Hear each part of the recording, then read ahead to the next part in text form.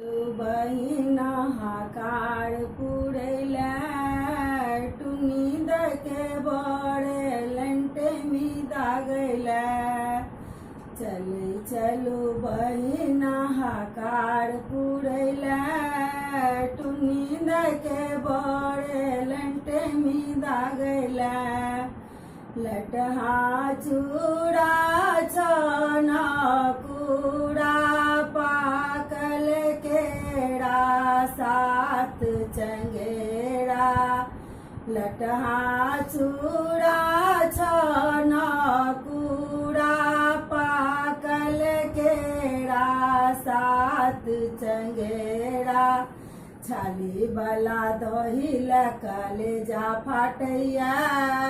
चले चलो बहिना हाकार पुरैला छाली बला दही लकले जा फाटैया चले चलू बहिना हाकार पुरैला चले चलू बहिना हाकार पुरैला टुनी दके बड़े लंटे में दागैला सड़ल बदाम भरल पन पथिया भरी घड़ल साड़ी तीन पड़िया सड़ल बदाम भरल पन पथिया भरी घड़ल साड़ी तीन पढ़िया टुनी दला ललका पटोर एलना चल चलो बहिन हाकार पुरैला टुनी दला ललका पटोर एलना चल चलू बहिन हाकार पुरैला चले चलू बहिन हाकार पुरैला टुनी दके बड़े लंटे में दागैला भरे पन पथिया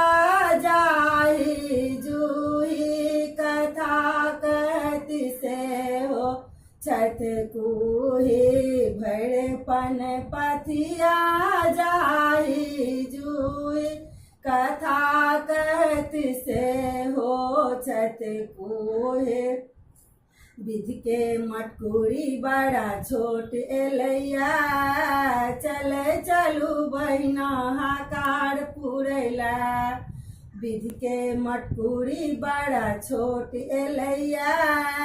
चले चलू बहिना हाकार पुरैला चले चलू बहिना हाकार पुरैला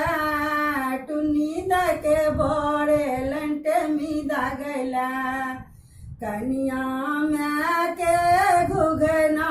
लटकल पातिल मका चाड़ से हो बिन फटकल कनिया में के घुघना लटकल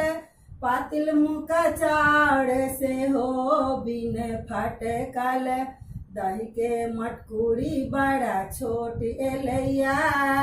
चले चलू बहिना हाका पुरैला चले चलू बहिना हाकार पुरैला टुनी दके बड़े लंटे में दागैला पानक पात ठेहुने पड़े रखने आर्तक पात साखी छत मुनने पानक पात ठेहुने पड़े रखने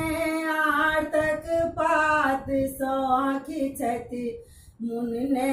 विध करी दाके हन कठोर बनै छथि चले चलू बहिना हाकार पुरैला चले चलो बहिना हाकार पुरैला टुनी दके बड़े लंटे में दागैला उथल पुथल में छति विधि करी लहलटे मिसटलन धरी उथल पुथल में छति विधि करी